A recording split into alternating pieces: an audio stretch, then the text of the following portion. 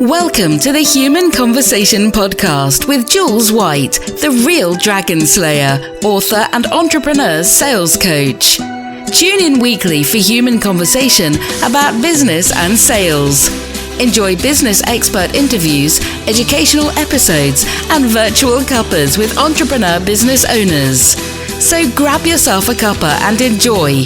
Here is your host, Jules White. Welcome everybody to the Human Conversation. And oh boy, have we got a conversation tonight, because my guest is from across the water in the US of A, from Orlando, Florida. And this guy is called Dale Dupree. He is the leader of the Sales Rebellion. And it says on his LinkedIn profile, write the next chapter of your sales legend. I'm so excited. I know you can hear my excitement, because if you're watching on YouTube, you can see it. But if you're actually listening, you'll be able to hear my excitement. Dale, welcome to the Human Conversation. Hey, my friend. How are you? Long time coming right here. We've been trying to do this for a while now, haven't we? We have been trying to do this for so long, but this is just wonderful. And it means that we've been busy. So that's all good. I just want to tell the audience that you are the first person that I've had on my podcast who is all about sales. And, you know, some people might think, well, that's a bit weird. Why would she want to do that? Because she's all about sales.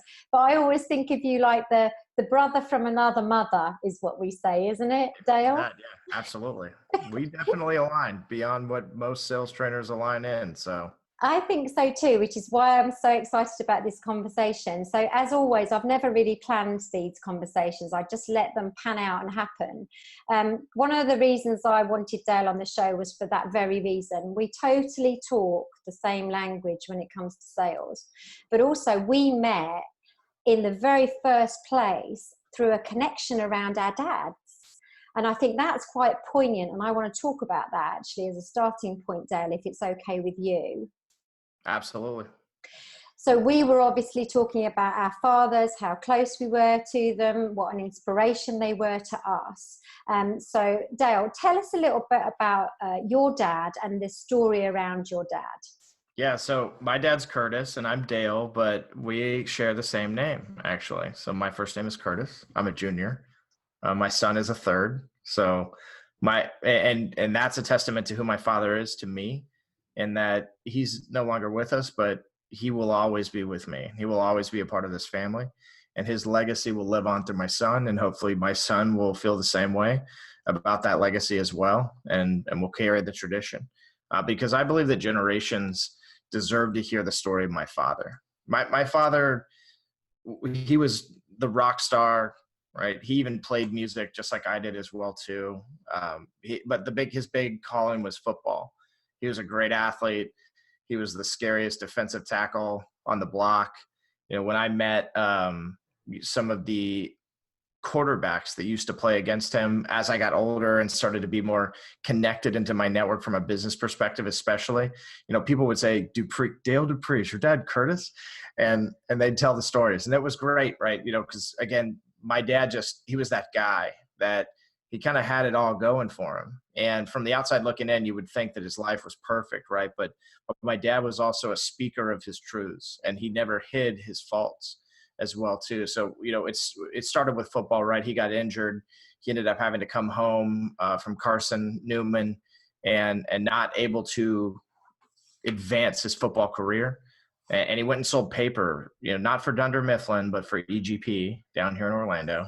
It's another TV series to come one day, and went from selling paper to selling copiers because he was just so good at selling paper, right? And again, you know, people thought, geez, I mean, nothing can hold you down, dude, right? And which is the truth. I believe that part of his legacy is the truth, that there was nothing that could stop my father, but it's not like it was easy for him. So as he got older and he started to develop his walk, he saw just a big hole in the way that people were being served from the perspective of the product that he was selling. And then he ended up leaving the big box store that he worked for and heading out right to the territory line where his non-compete ended and started selling and took on a whole new field and went after brand new business and, you know, planted his roots at that spot. It was called Titusville, Florida, by the way, if anybody's listening that's from Florida and knows it or wants to know it. It's most commonly known as the Space Coast. So, which is a lot of fun, right? Because NASA is actually just a stone's throw away. You can see the VAB building from the river right there in Titusville. So, my dad also had his struggles. Like I said, he was an alcoholic. He had a lot of things that were going against him as well too. But at 35, he called it quits, cold turkey. Quit the smoking, quit the drinking, quit the lifestyle that he had, that he was living on top of the good things that he was doing. Started to realize that those were toxic to the lifestyle that he was trying to create. Whereas at one point in his life, I think he thought more along the lines of, I deserve this. Like, I've worked hard for this. I've earned this. And then he started to become humbled by life. And I think what's great about my dad's story is that we knew it all of our lives throughout our walk. He was never afraid to tell us the things that he had done and that he had failed in. And then we got to witness his successes. He was a humble man. I hated that. I'll be honest with you. I did, and I still do, because I just wish that he would have relished in his successes and the things that he deserved to be spotlighted for. And so that's what I'm doing in my walk now that he's gone, is that I'm spotlighting them for everybody to know. And the people that were here in our community that knew him and experienced him, that's just fact, right? It's not a legend or a legacy even, it's just fact. So that's a little bit about my dad, and I know that we both kind of have the same relationship with our fathers as far as just how we feel about them, how, our upbringing with them, our walk with them. And so I know that you understand the love that I had for my dad. My dad was my hero. He was my best friend. I totally do understand that love. I mean, my dad, very similar actually. He was a wonderful footballer, my dad. And you didn't know that bit. Gotcha. And yeah, he was a great footballer. He played in the army. He got a really bad injury where he got kicked near his eye. And it frightened him so much because he was nearly blinded, he stopped playing. So, he had that similar kind of experience in football. And then he served his customers all his life. Everybody knew John, who was my dad. And again, like you, he just inspired me. He was my hero. Everything I learned about sales was from when I was a little girl growing up, just watching my dad do what he did. That was what I believe sales was. And now I know is what sales is. Right. So we didn't have challenges around things like alcoholism, which again, I probably don't really understand.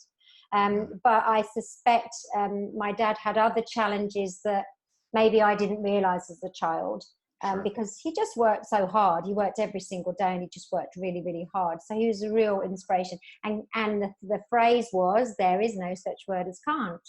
And so again, there's that alignment with your dad and my dad. Right. And yes, I do absolutely know how you felt about him. So when you kind of left school and such, what was it that you wanted to be and do, Dale?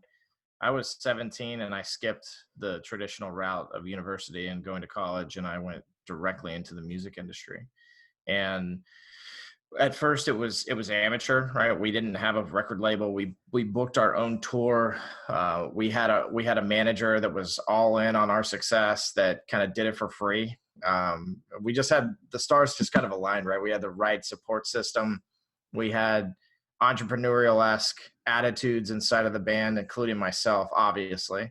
And we all wanted something big, bold, and bad with that walk. And so we pursued it. We did about 50 plus days on the road in a self-proclaimed tour that we put together again. And we pulled two bands that were on labels. And we said, hey guys, if we can get you, because y'all have a name recognition, if we can get you a bit of a guarantee every night, and we just kind of tag along, and hopefully kids show up and we can get paid too, or, if not, we'll hustle and sell CDs, whatever. Would you be down for that? And I think that most, especially in that generation, this was 2003, 2004. I think that most bands were just like taken back like that. Like, what are you talking about? Like that's crazy. But I think also that the bands that we picked saw the potential. They'd listened to our music. They'd gotten to meet us virtually. We met through a fun social media called MySpace, which was like one of the first. Friendster and MySpace, those were the two. I heard that Friendster is like a dating app now, so that's pretty funny. But I think Justin Timberlake owns MySpace, so that makes perfect sense. That's very cool, yeah. Yeah. So long story short, we did 50 days in a trailer and a truck. So a truck with a bed, right? So we had 3 people sitting inside the truck, and we had to put 3 of the other band members in the other band's vans. And we didn't tell them this until they got to Orlando to start the tour. It was terrible of us to do, but we bonded with them and became very good friends. Some of them I still to this day keep in touch with regularly, and then others occasionally, and some I've never heard from again, but which is a shame because I just love people. But we had a blast, right? It was a massive adventure for us, and we came home and we had a dozen record label deals sitting at the park bench, right, just waiting for us. And so we kind of built our success. We chose an awesome indie label, Brian Coble. He became a very, very, very good friend and a mentor to me in the music industry, even a business mentor as well too. He supported me. I mean, I haven't had support like that outside of my family at that point in my life. And so it was something that I'll always remember, and that molded me as well too. I've just been so blessed to have men like that in my life, and women like that as well too. Just very strong and independent and enabling in a good way, where they still say, you've got to work hard and do these things to get to where you want, but let me help you because I love you. So going and doing the music thing was fun. We ended up on Warner Music Group at some point as well too, and we were just like right there on the cusp of it multiple times when all kinds of tragedies happened. One that included my band members, one of my band members in particular at that, and then also my father getting a staph infection and getting extremely ill, and me deciding to stay home from tour and helping with the family business, which just basically snowballed into me working for my father. And once I started working for my dad, some people like to say that they got stuck, like I got stuck and I'm still here. Like, to me, it was the best thing that ever happened to me, regardless of how I looked at it at the time, because I'm sure there was a little bit of a selfishness in my mindset. I can look back to it even and say, like, I didn't necessarily want it fully, but I was interested in trying. Yeah, but it was the best thing that ever happened to me. I think it's really interesting when you look back. I mean, I always say, only ever look back to see how far you've come is one of my little things I say. But it is interesting when you look back, because something that happens at a point in time, which actually can feel quite terrible, can then also lead to you taking a different path or different opportunities. So it is quite interesting, isn't it, how life kind of takes us on that journey, really. Absolutely. So you're working in Dad's business. Yes. What happens next? So I spent 4 years with Dad, and that was full time, because I did actually come home and sold copy machines occasionally when I was touring, and just like that side hustle kind of mentality. My dad challenged me on that too. Hey, why don't you come sell some copiers over the summer while you're home? But so I had this bigger picture perspective with that said, that life was fragile and it was very short lived in some cases, and that a lot of times it was that question of why is this the way it is? And so there was always something pushing me from that spiritual perspective of how do we look at this differently, and how do we accept these things, and also how do we come to terms with them for ourselves, because who we are, especially as human beings, inherently is that we're curious creatures, right? Yes. It's hard for us to have faith. It's hard for us to say this is the way it is, but at the same time, it's this notion of understanding what greater power looks like, right? And what divinity truly is as well too on our walk. So with all that said, when I come home and I'm working with my dad, for me it was just the next 4 years were bliss, quite frankly. I mean, we were in the middle of our little recession here in the United States, and I know it was felt around the world as well too. 2008, 2009, 2010, we lost a ton of clients. I came home to that. There was times when we were eating gas station hot dogs for dinner, because we could only use that card, the Shell or the mobile card, because it was all the credit limit that we had, right? And there were times when my dad still had enough reserves for himself to be able to buy himself dinner and make me eat beans and rice, right? And to learn, right? And not to enable me. And so I learned all those lessons throughout the process. And it was tough, but I stuck it out. That's when I really learned my grit, what I truly tapped into, that grit part of my life. And then from there, it was just gravy, because once things got better and the economy settled and I started selling in 2010, is really when I went kind of full-time, full board, did sales training, found a mentor, went after it pretty hardcore. We started to see record numbers. And by 2012, we slaughtered everything on the books. And my dad, early in the year in 2012, said, man, we've got the opportunity to sell. And I don't know that you want to do that, but let's talk about it. And he kind of ran numbers and showed me what it would look like if I was employed with this new entity. They were still small business. They were just a little bit bigger than us, right? By about 6 million, right? So we were doing about 2, they were doing about 8. And it was appealing to me because I didn't want to run my dad's business at that point in my life. When I look back on it, it's that hindsight thing where I'm like, geez, I can't believe I gave that away. Yeah. But at the same time, it's destiny. It's more than fate. It's destiny. It's just the path that it's led me to. Yeah. And so I kind of look back on that time as, another blessing where I got to watch my father negotiate his exit, and so I know what that looks like now.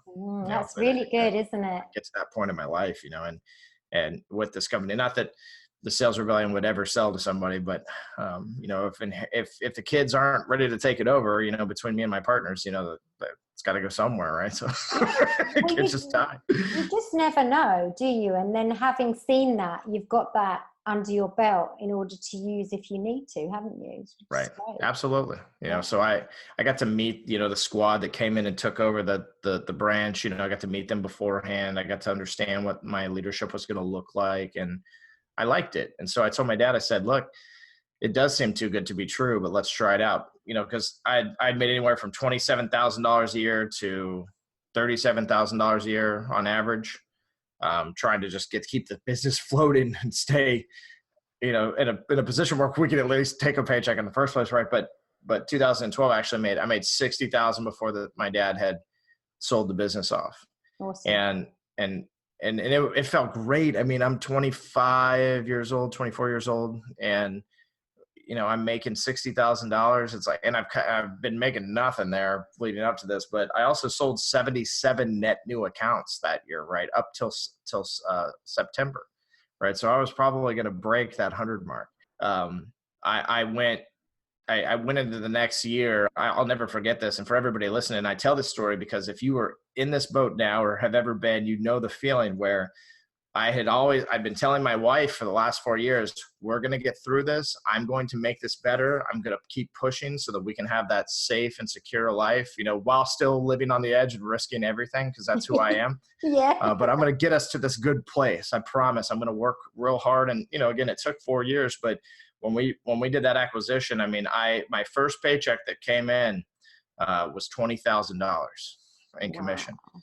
And I remember waiting. I knew what I was getting paid, but I was waiting for my wife to see it in the bank, right? Because she checked it often. She was managing the money at that point in our life, and she sends me a text and she goes, "This is real. This is really happening, right?" And from there, it avalanched. I made 6 figures in that first year, and I never looked back. It got higher and higher and higher every year, to the point that it was almost ridiculous. Some people at the company joke like, you're making more than everybody else, right? You're making more than the owners, right? Which that's never the case, right? But but again, it was an avalanche for me, not a snowball effect at that point. It just crashed, right, in a very good way. And I took a territory and turned it into a community, right? I wandered it. I was inquisitive in my conversations. I was compassionate, empathetic in my conversations. I was forthright with what it is I wanted to accomplish from a sales perspective, but also from a service perspective. My father taught me servant leadership, right? And so I carried those things. And the Sales Rebellion believes in servant leadership as the core foundation of a sales professional's walk. So I spent 7 years with that entity. I crushed every record, especially for net new. I ended up becoming the VP of sales. I left shortly after my father passed away, and went to a big Xerox company called Xeno. Spent a year and a half with them.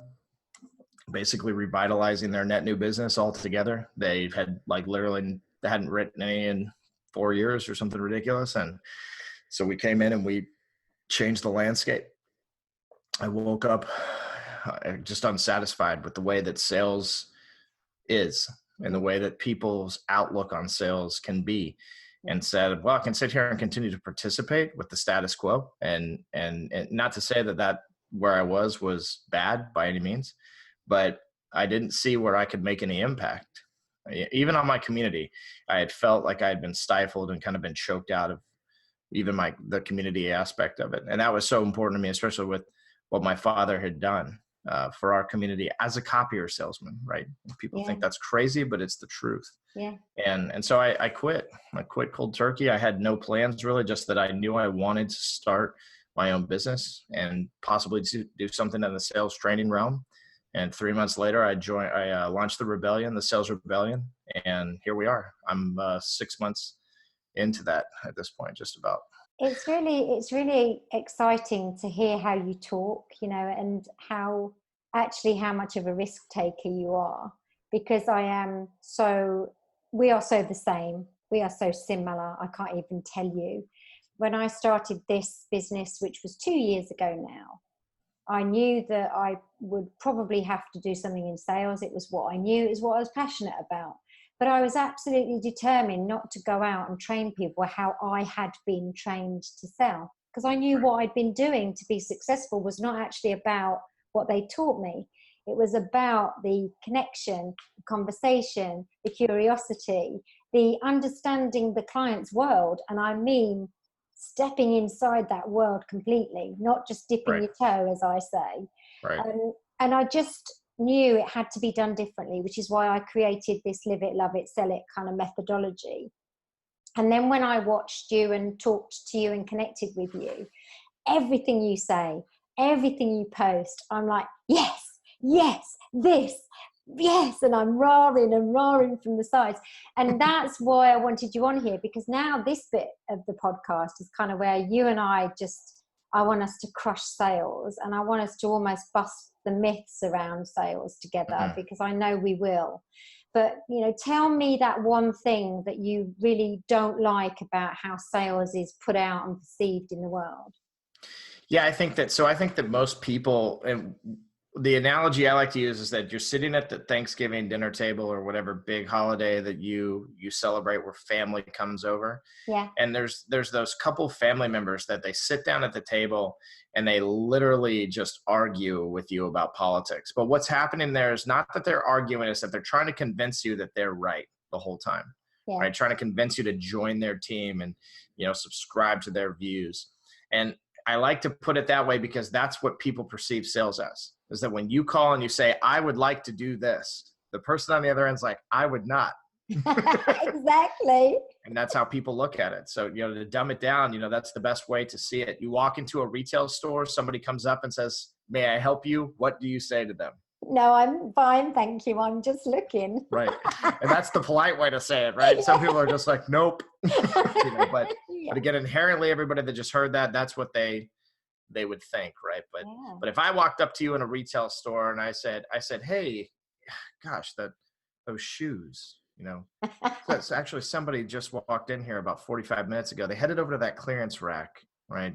Kind of picked out some shoes that were very similar to that in style. Maybe you might want to go over there and check it out. Hey, by the way, my name's Dale. If you need any help, just let me know. I'll be standing over there, at the booth where you check out, right? And I just turn around and walk away. Like, what are you going to do at that point? I'm going to go look where you tell me to look for those shoes. and it might take like 20 minutes for you to do it, right? You might kind of lollygag around, but the whole time you'll be kind of like doing the eyes, right? Like looking to see if I'm watching and head over to that rack. Yeah. So again, I think that sales in general needs to be story driven in the way that we communicate with people and the way that we help them to believe in the experience that we're offering, right? Yeah. It's not about the product or the service for that matter. It's about the experience. It's about the relationship that you can build. We live in a world where it's easy to just get on Amazon and do everything, with the click of a button, right? Yeah. But I'll tell you right now that everybody listening to this, that they would prefer, anybody that's had a good sales experience, they would prefer there to be somebody to support them in these things. I Right? agree. Because when you do have a problem, what happens, right? Like you call an 800 number and it's like, this sucks. And maybe you forget about that, right, at some point. But in the moments of it being just so easy to use and whatnot, it's like, yeah, this is fine, right? But we all get to that breaking point, and that's the true form of sales, which is that servant leadership mindset. How do we help people? How do we give them a better experience, and how do we nuance that throughout the entire relationship, the term of the relationship? So brilliant. And things I've heard from people like Simon Sinek, always come from a place of giving, expecting nothing in return. I love that kind of element of sales, because that is true, authentic selling in my mind. It is about, I want to sell to someone because I want to give them something and I want to help them. And that's actually quite a true thing for me as Jules White. I'm not trying to sell you something to make money. I don't see it like that. I see it as, I'm helping you. I'm giving you value. We talk about price a lot, and people say, how am I supposed to price? And, oh gosh, I need to discount. And I hear this all the time from my clients. And I'm really, really passionate about value, because actually it's about the value we give to the client and their perception of that value. I haven't even spoken about price now. I'm talking about what we exchange in terms of how I help them and what they get in terms of value. That's sales for me. awesome. Yeah. I mean, that's why we love each other.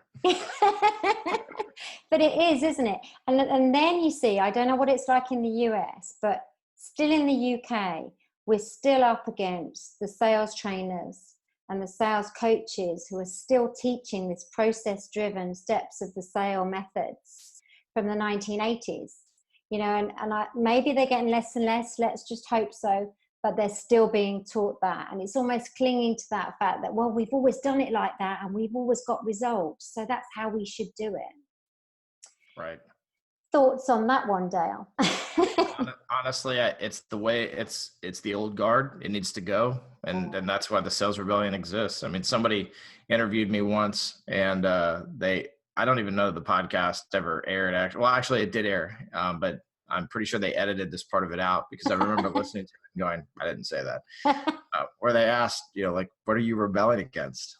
And I just bluntly said, you. Yeah, I remember you telling me about that story when we had another virtual cuppa together. Absolutely. Yeah. I'm trying to advance the narrative of empathetic sales and emotionally driven sales, from the emotional context portion of it. And how do we use the basics of psychology, the basics of human interaction, the basics behind love, the basics behind empathy, and how do we take those things and ball them up into this beautiful thing and just start heading in that direction? Does that mean that every time that somebody that adapts to my methodology or your methodology speaks with a prospect that they're going to get a yes immediately and sell something and make a shitload of money, right? Like, no, I mean, it's going to take time, and it's going to take effort, and it's going to take that genuine care that people have to have inherently that cannot be faked.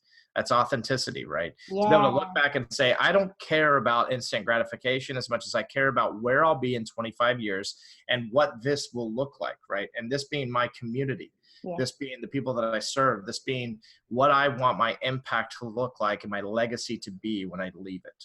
Right. And so that, I think that's the big difference between the way that the old guard thinks and the way that the new generation and the revolution is going to act. And I meet salespeople all the time. For everybody listening, thinking, am I the only one that thinks like Dale? There are thousands of us, right? And I've talked to them. It's overwhelming, actually, how many there are. And for me to think about it, which is great. I mean, that's what we want, though, right? So it's more or less about continuing the narrative and helping people to understand, especially those of us that aren't just thinking it, we've done it in our walk. To be able to enable the people that also want to do what we did in their own authentic way. That's why we exist, right? We're not sales trainers, we're people trainers, right? Love it. Generations. I love that so much. And it is about that. And I talk about having a client for life, and this is the point. This client may only buy from you once because actually they only need to, but guess what? They're always going to tell everyone else about you. you know, Right. and that's because you have connected emotionally, you have cared, you have come from a place of giving. And it's the knock-on effect, the ripple effect of what you and I believe sales is, that's the most powerful thing, I think. You know, like you say, creating that community so that actually these are clients for life. I love that. I love that. Absolutely. And it's totally possible. But you see, I also believe that it has to take slightly more patience, because you have to nurture and you have to keep that consistency and authenticity. And I've come from a corporate environment, Dale, where it was all about the figures, the targets, the number of calls you made each day, and the urgency of getting the revenue in, which just completely denied everything else about what sales is truly about. Right. Right. Yeah, the corporate life is not easy. It's hard, isn't it? But how much would you like to be now looking at changing that corporate mindset? Because I know I would. I mean, the big corporates, I want to go in and churn them up and say, look, stop focusing on revenue. Let's look at this people journey. Yeah, right. I agree with you. It's not going to happen for everybody, but I think there are a lot of corporations out there that are doing it somewhat right. I mean, even if they just care about their people more, like in the States, if you offer a 6-month maternity leave, I love you. I think that you're doing the right thing, because if I would have had 6 months with my son, my company made me come back the following week. Wow. That's real life. And I have no problem saying that. I don't care who hears it, because that's the wrong way to look at it. Yeah. There was zero help, zero support, right? And it was basically, I got a call and said, so when are you coming back again? Like, you're not going to be gone too long, right? We kind of need you next Monday, right? Yeah. And what is a guy like me going to say? I'm a compassionate person.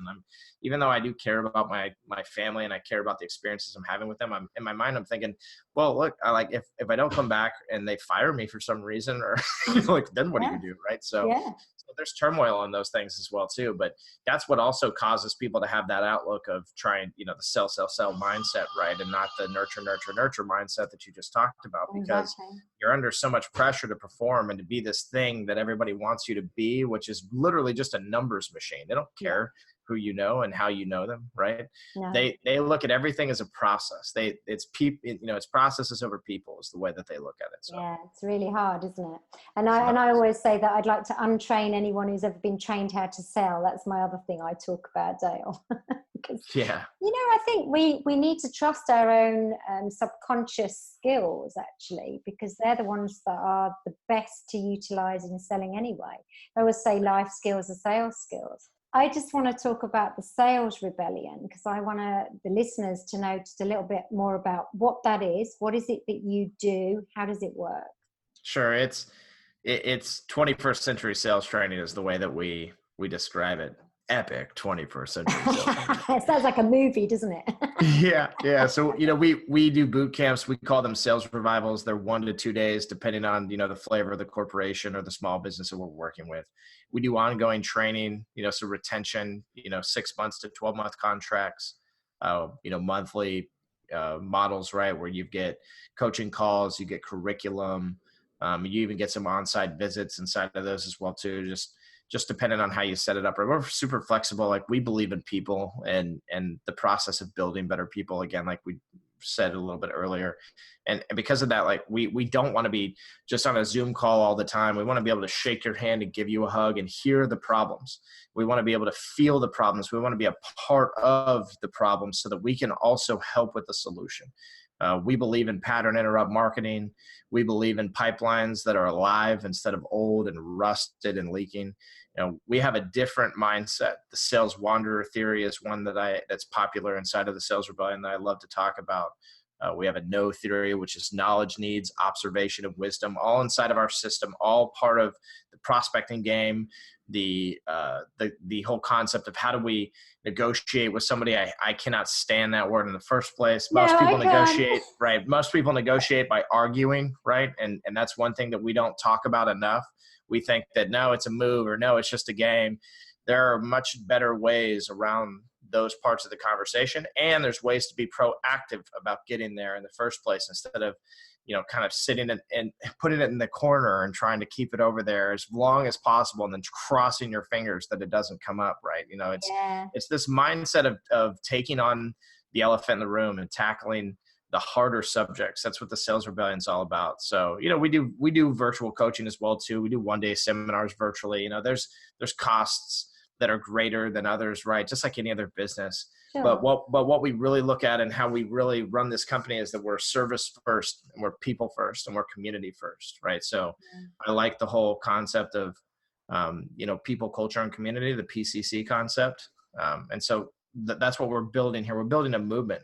We, like in Orlando tonight, I don't know when this podcast is going to air, but tonight we have our first Rebellion rally where, it's $10 to get in. My food truck that I own, by the way, the Bearded Chef is the name of that food truck. If you want to check it out, at the Bearded Chef Eats on Instagram. Anyway, but so we're catering the event. We're bringing salespeople, entrepreneurs, business owners, marketing folks, anybody that wants to push back against the status quo is welcome. We're giving people information on how others have built their businesses, both millennials and seasoned veterans, closer to the Gen X group. And again, just trying to enable the community. That's what we're here to do. And I look to take this worldwide, and not just as Dale, but as the Rebellion. The Rebellion is everyone listening that this message resonates with. I believe in you if you're listening as well too, and keep rebelling.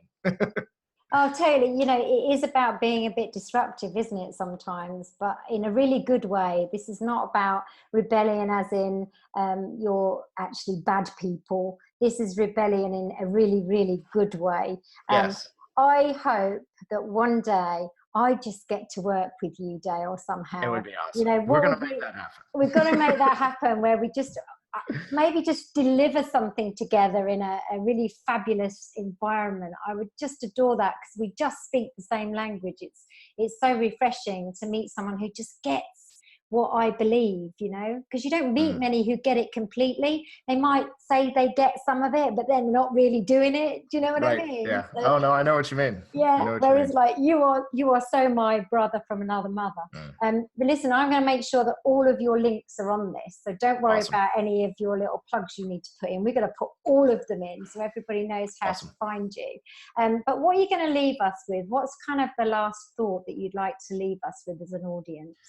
I get that question a lot in podcasts, and what comes to mind, I always just pop on what comes to mind. And I think the thing that I'd leave your listeners with, and especially because they're already subscribed to this new way of selling, is that daily, when you look at your walk and you look at what it is that you want to accomplish, one of the things that I think we forget about is that a lot of times, even though we're trying to accomplish something unique to ourselves, we're doing it in a way that is very much the status quo, right? There's 10 other people kind of doing it the same way, even though we have different hair color, different physique, we're male, we're female, right? Whatever it is, those things are all unique, right? But the way that we present that, the concept of perception, which is so powerful, is that when someone hears you come in that front door or get on that phone, you're a salesperson just like the last 7.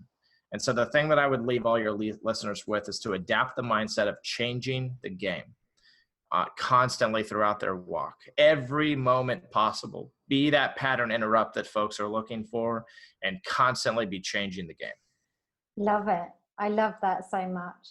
And can I just finish by saying that your dad is absolutely proud of you. There's no doubt in my mind, as mine is of me.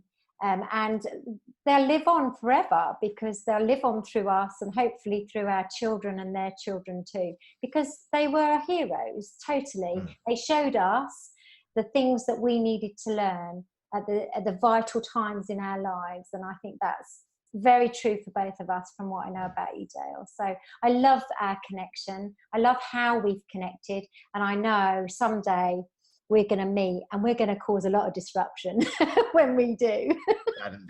That indeed. But thank you so much for being my guest. It's been absolutely wonderful to talk to you. I would like to thank all of our listeners, because I hope that was a truly inspiring podcast tonight. And look, I had another sales guy on with me. How about that? That's called collaboration. And it's important that we take that on board. Thank you for listening. If you want to continue following us, we're on Apple Podcasts, we're on Spotify, and we're on SoundCloud. So like, follow, subscribe, and comment, because we'll answer any comments that come in. We'd love to, for sure. You know, you just heard Dale, he'll definitely answer anything for you. So thanks again, and tune in next time to The Human Conversation. See you soon, and ta-da for now. You've just been listening to the Human Conversation podcast with Jules White. To find out more about the other work that Jules does, please visit her website, www.liveitloveitsellit.co.uk.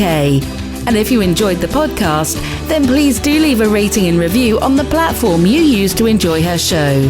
Thanks for listening, and see you next time.